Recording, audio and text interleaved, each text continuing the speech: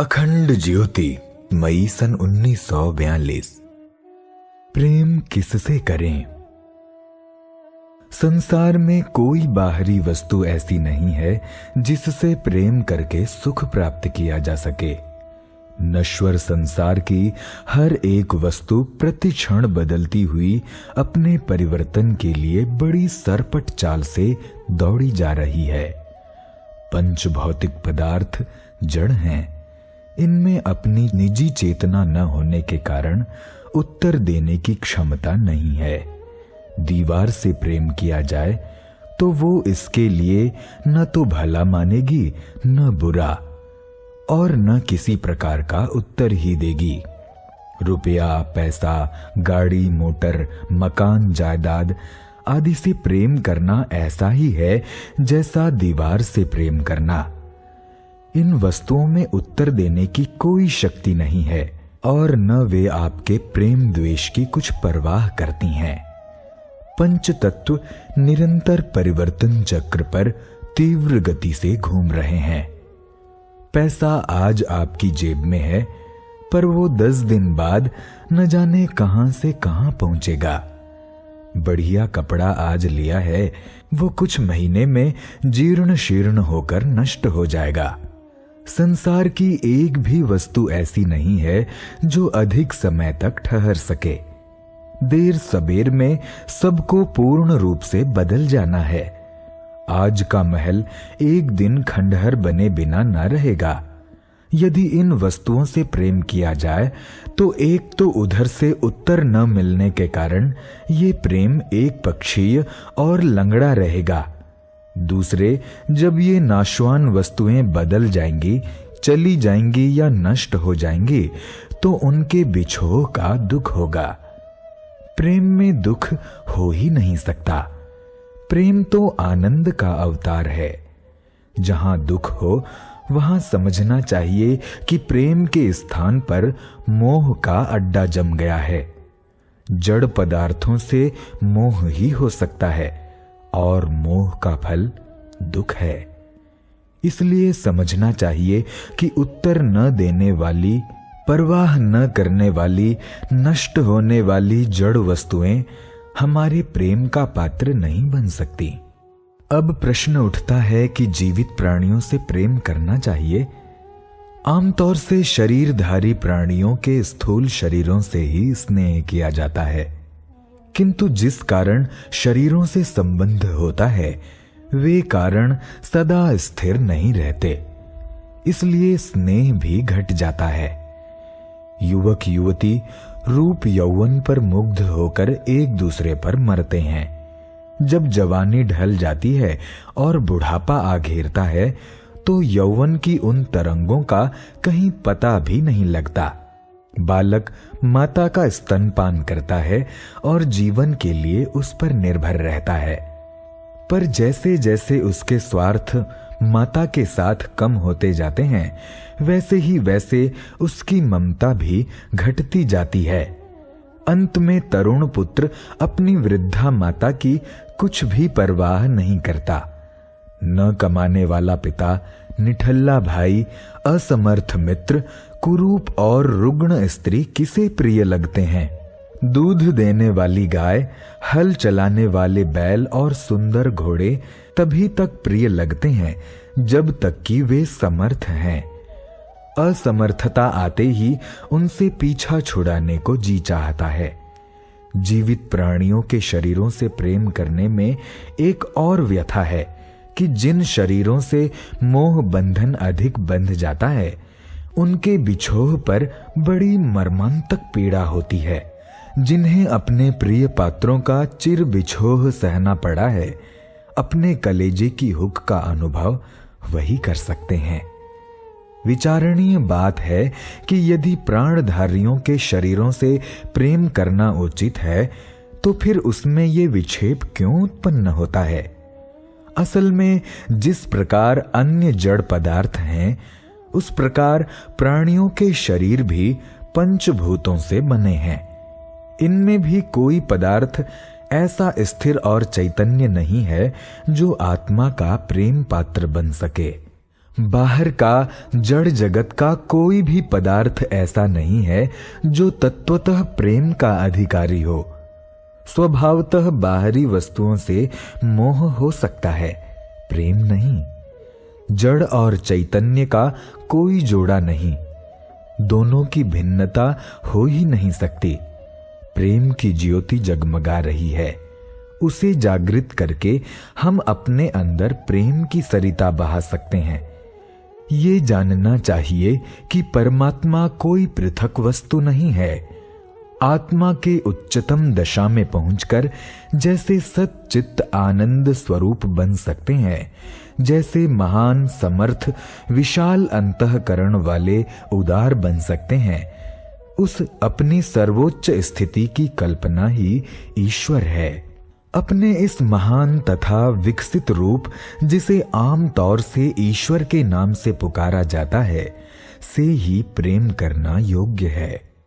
ईश्वर प्रेम का तात्पर्य यह है कि हम अपने वर्तमान अव्यवस्थित जीवन और उस ध्येय जीवन के बीच में एक ऐसी चुंबक श्रृंखला बांधते हैं जो दिनों दिन इन दोनों के बीच का अंतर घटाती जाती है और अंत में दोनों को मिलाकर एक कर देती है। आत्मा को परमात्मा बना देती है। परमात्मा से प्रेम करना, अपने आत्मा से प्रेम करना ही सर्वश्रेष्ठ है। इसमें कभी किसी प्रकार का बिछोह, विकार या विरोध उत्पन्न नहीं होता। दिनों दिन ये बढ़ता जाता है और अंत में मनुष्य सच्चा प्रेमी, सच्चा ईश्वर भक्त बन जाता है। सच्चा ईश्वर भक्त का रोम रोम प्रेम से परिपूर्ण हो जाता है।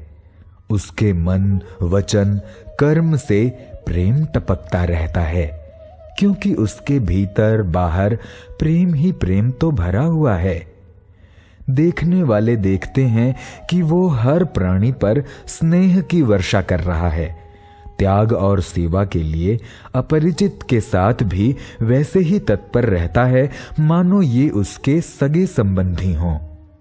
दूसरों का कष्ट देखकर उसकी आंखों में दया का झरना उमड़ पड़ता है। मोटी दृष्टि से देखने वाले समझते हैं कि यह व्यक्ति दूसरे लोगों से बड़ा भारी प्रेम रखता है, परंतु सूक्ष्म दृष्टि वाले देखते हैं कि ईश्वर भक्त को किसी जड़ पदार्थ से ममता नहीं है। उसके अंतर में जो अगाध प्रेम भरा हुआ है, उसको छूकर बाहर आने वाली बयार में वो गंध आती है। हमें आत्मा से प्रेम करना चाहिए, परमात्मा का भक्त बनना चाहिए। इसी से सच्चे प्रेमी बन सकते हैं और प्रेम का अमृत चखते हुए आत्मा की प्यास बुझाकर उसे तृप्त कर सकते हैं। देशभक्त की अमानत। जापान का अमर शहीद मिचिजेन बड़ा ही प्रसिद्ध देशभक्त था। उसने प्रजा की सेवा के लिए अपने जीवन की बाजी लगा दी और जब तक जिया प्रजा की भलाई के कार्यों में लगा रहा। राजा को मिचिजेन के कामों में राजद्रोह की गंध आई। उसने इस देशभक्त को मरवा डाला। मिचिजेन जब मरने लगा तो उसने अपने अभिन्न मित्र गेंजो को बुलाया और अपने एकमात्र 7 वर्षीय बालक को उसकी गोदी में डालते हुए कहा, मित्र, ये मेरी अमानत है, इसकी रक्षा करना। गेंजो की आंखों से आंसुओं की धारा बह रही थी। उसने बालक को उठाकर छाती से लगा लिया और कहा, मैं सब प्रकार इसकी रक्षा करूंगा। गेंजो बालक को घर ले आए। वे एक पाठशाला में अध्यापक थे। अपने सगे पुत्र की तरह उसे पास रखकर पढ़ाने लिखाने लगे। राजा का कोप अभी शांत नहीं हुआ था। उसे पता लगा कि अध्यापक गेंजो की संरक्षता में मिचिजेन का 7 वर्षीय बालक मौजूद है। उसने इस बालक को भी मरवा डालने का निश्चय किया। सिपाही के हाथों गेंजो के पास राजा ने हुक्म भेजा कि परसों दिन के 10 बजे मिचिजेन का लड़का स्कूल में हाजिर रहना चाहिए। हुक्म पाते ही गेंजो समझ गया कि अब बालक के लिए क्या होने वाला है। वो बड़े सोच विचार में पड़ा हुआ था कि उसी समय एक स्त्री अपने बालक को पाठशाला में भर्ती कराने लाई। गेंजो के होंठ खिल गए। ये बालक मिचिजेन के बालक से रंग रूप में बिल्कुल मिलता जुलता था। उसने तुरंत ही उसे भर्ती कर लिया और निश्चय किया कि जब राजा के आदमी आएंगे तो इसी बालक को आगे कर दूंगा। नियत समय पर एक बड़ा अफसर जल्लादों को साथ लिए हुए पाठशाला आया। उसने अध्यापक से पूछा, मिचिजेन का लड़का कहाँ है? गेंजो ने नए भर्ती हुए बालक की ओर उंगली उठा दी। अफसर ने भी कहा, हाँ यही बालक है, मैं इसे जानता हूं। जल्लाद लड़के को उठा ले गए और एकांत में ले जाकर उसका काम तमाम कर दिया। गेंजो कुछ समझ न सका कि ये नया बालक क्यों लाया गया और क्यों अफसर ने कहा कि मैं इसे जानता हूं। अफसर अपने घर पहुंचा। उसकी स्त्री पत्थर का कलेजा किए बैठी थी। स्त्री ने पति से पूछा, मिचिजेन का बालक बच गया?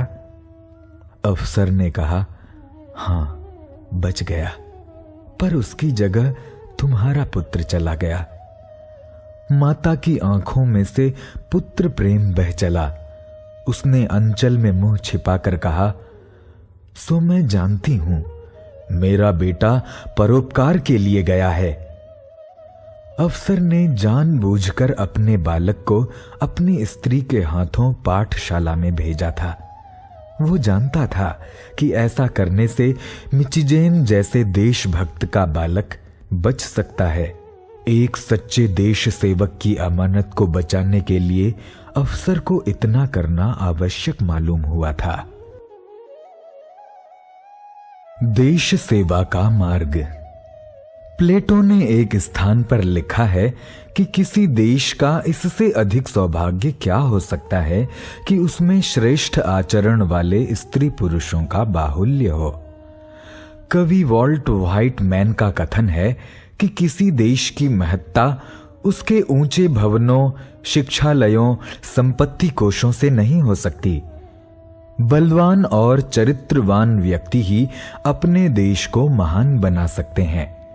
वो बड़ा ही भाग्यशाली राष्ट्र है जिसके निवासी उच्च आचरण को अपना आदर्श मानते हों। जर्मनी के भाग्य विधाता हिटलर ने एक स्थान पर लिखा है, हमारे देश को निर्बल स्वास्थ्य वाले धुरंधर विद्वानों की अपेक्षा ऐसे व्यक्तियों की अत्यधिक आवश्यकता है जो भले ही कम पढ़े लिखे हों, परंतु वे स्वस्थ हों, सदाचारी हों, आत्मविश्वासी हों और दृढ़ इच्छा शक्ति वाले हों। नीत्शे ने अपनी ईश्वर प्रार्थना में कहा था, प्रभो उच्च आदर्श वाले अधिक व्यक्तियों को यहां उत्पन्न कर।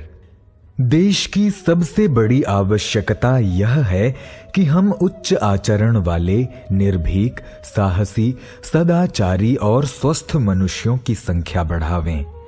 सुख, स्वराज्य, सुशासन तब तक किसी देश में स्थिर नहीं रह सकता जब तक कि वहां के निवासी मानवोचित गुणों वाले न हों, वे मानवता का उत्तरदायित्व अनुभव न करते हों। निर्बलता, कायरता, भीरुता, छल, पाखंड और प्रवंचना का जब तक जोर रहेगा तब तक दास्ता और दुर्भाग्य हमारा पल्ला नहीं छोड़ सकते। महात्मा गांधी का कथन है कि शारीरिक और मानसिक स्वस्थता की आवश्यकता जो लोग अनुभव करते हों और जो अपने को सब दृष्टियों से बलवान बनाने के लिए निरंतर प्रयत्नशील रहें, ऐसे ही देश सेवकों की भारत माता को आवश्यकता है। हीन चरित्र वालों से देशोद्धार की भला क्या आशा की जा सकती है। ईमानदारी का फल। लेखक श्री सोमनाथ जी नागर, मथुरा। मनुष्य जीवन को ऊंचा और प्रभावशाली बनाने के लिए ईमानदारी का दृढ़ता से पालन करना अत्यंत आवश्यक है। नेक नियत मनुष्य में ईश्वरीय गुणों का समावेश होता है। उसका संतोष उसका सदा सहायक रहता है। नरपत राम जाति का वैश्य था। वो कुसंग से कोसों दूर रहना ही पसंद करता था। खेती करके अपना निर्वाह करता था।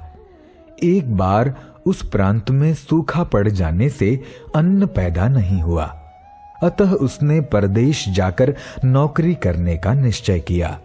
बाल बच्चों के निर्वाह का उचित प्रबंध करके वो चल दिया। अनेक नगरों में नौकरी ढूंढी, परंतु उसको उसकी इच्छानुसार ईमानदार मालिक नहीं मिला। उसने निश्चय किया कि नौकरी उसी के यहां करूंगा जिसने कभी दूसरे की आंख में धूल न झोंकी हो। जब उसे कोई अपने यहां नौकरी की जगह बतलाता तो वह उससे सवाल करता, क्या आपका ईमान अभी तक साबित है? लोग हंसते, पागल बतलाते और कहते, वाह, नौकरी करने चला है और ईमानदारी ढूंढता है। थोड़ा बहुत तो सभी झूठ बोल जाते हैं या चोरी करते हैं। अंत में पिछले 3 व्यक्तियों में से एक ने कहा, भाई, वैसे तो मैं सदा सत्य बोलता रहा और पूरा तोलता रहा, किंतु एक बार एक ग्राहक से भूल में 4 पैसे अधिक वसूल किए और वो सारे उपयोग में आ गए। वहीं हमारा ईमान समाप्त हो गया। दूसरे ने कहा कि भाई, मैंने तो ईमानदारी पर ध्यान रखा, परंतु कुछ समय तक अपने पड़ोसी की रखी हुई बुहारी में से नित्य ही भोजन के बाद दांत कुरेदने को उससे बिना पूछे सींक ले लेता था। तभी मेरे ईमान में दाग लग गया। सींक चोर सो पहाड़ चोर कहावत के अनुसार मैं ईमानदार नहीं हूं।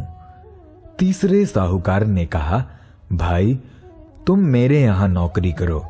मैं तुम्हें विश्वास दिलाता हूं कि मेरा ईमान अखंड है। अभी तक ईश्वर की कृपा से सत्य का पालन करता रहा हूं। नरपत राम राजी हो गया। खुराक और 1 रुपया महीना पर उसकी दुकान पर रहने लगा। कुछ दिन पीछे एक साहूकार उसके देश का वहां व्यापार करता हुआ आया। उसके घर के कुशल समाचार लेकर अपने कुशल पत्र के साथ वेतन में मिला हुआ 1 रुपया अपनी स्त्री को देने के लिए दे दिया। साहूकार वहां से रवाना होकर एक राजधानी में गया। वहां मालूम हुआ कि राजा की कन्या बीमार है और औषधि के लिए पेठे के फल की जरूरत है। इस देश में पेठा मिलता नहीं। साहूकार ने नरपत राम के रुपए से मार्ग में ही एक पेठे का फल खरीद कर रख लिया था। वो पेठे का फल उसने राजा के पास भेज दिया। उसके बदले पुरस्कार में राजा ने 2000 रुपए साहूकार के पास भिजवा दिए। वे रुपए साहूकार ने नरपत के नाम जमा कर लिए।